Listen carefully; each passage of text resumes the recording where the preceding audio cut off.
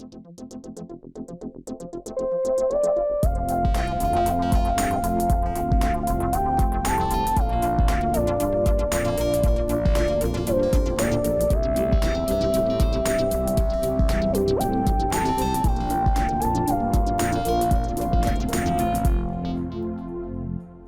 compagnie de Stéphane Géron, directeur commercial aux Grottes de Han.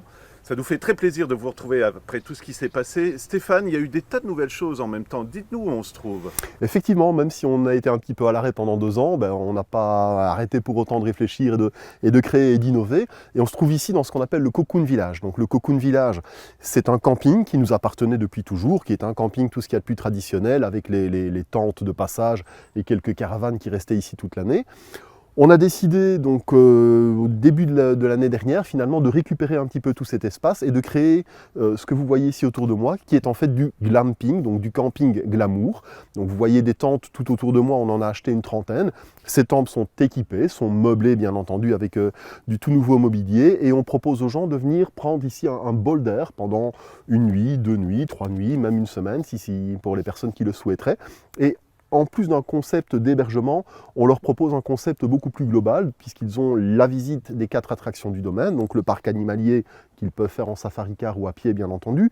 Ils ont la visite de la grotte de Han, la visite du musée préhistoire, la visite du musée 1900, qu'ils peuvent faire en un seul jour ou splitter sur plusieurs jours.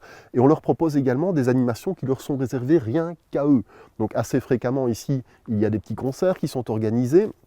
On leur propose des animations avec des artistes, notamment du land art, donc ils vont aller se promener dans les bois, ramasser des brindilles, des bouts de bois, etc. et puis créer des œuvres d'art à partir de cela.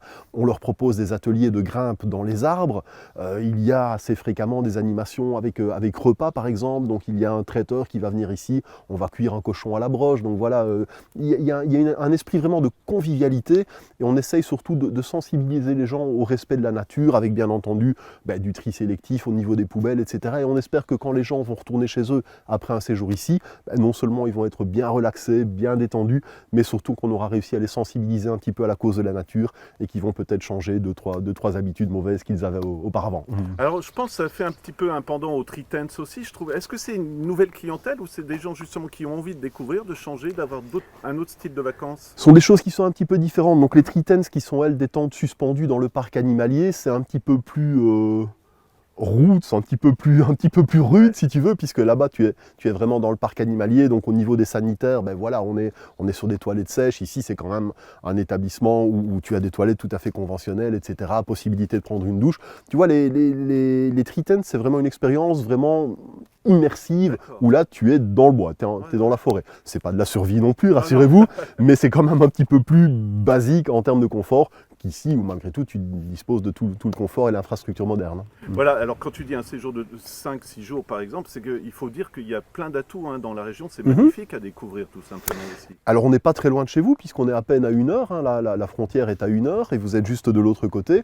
Et effectivement, c'est une région qui est très touristique, les Ardennes belges, et ici dans un rayon de 15-20 km, on peut citer le château de la Vaux-Sainte-Anne, château féodal magnifique, vous avez l'Eurospace Center où là on va vous initier aux technologies spatiales. Donc véritablement dans la région, vous avez d'une part toutes les balades en forêt, vous avez la rivière, la Lesse, la Lomme, ce sont des rivières qui traversent notre territoire et qui sont vraiment très jolies, qui proposent tout un package de promenades et de balades, et puis des attractions dans le sens classique du terme. Il y en a vraiment énormément à faire ici, tout en restant dans un rayon d'une demi-heure, pas plus. Voilà, on est en fin de saison, mais comment on peut se renseigner? Peut-être pour l'année prochaine, ou je ne sais pas si on peut encore un petit peu réserver en ce moment, je ne suis pas certain. Alors on est encore sur les Tree Tents, mais je crois que tout est déjà sold out, mais il y a encore quelques dates d'ouverture. Le Cocoon ici c'est quasiment terminé aussi, mais tout ça bien entendu reprendra l'année prochaine au printemps, et comme il y a pas mal de demandes, n'hésitez pas à vous y prendre bien à l'avance, parce qu'assez rapidement les disponibilités se réduisent très fort, aussi bien ici au Cocoon que dans les Tree Tents, dans le parc animalier.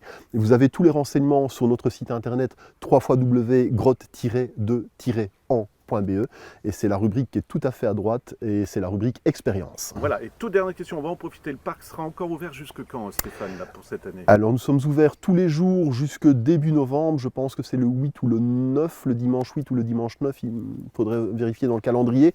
Et puis alors derrière, nous sommes encore ouverts uniquement les 3 week-ends qui suivent, les 3 week-ends de novembre. Mais toute la première semaine de novembre, en tout cas, nous sommes encore ouverts quotidiennement. Voilà, sans oublier Halloween, je sais que vous avez créé un événement qui plaît en plus. Oui, tout à fait, Halloween.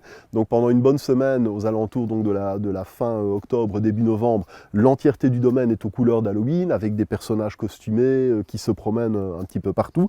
Et puis alors il y a 4 soirs où vous avez les visites spéciales de l'horreur, où là on vous emmène en petits groupes dans le parc animalier à la tombée du jour, et là vous allez faire des rencontres toutes plus effrayantes les unes que les autres.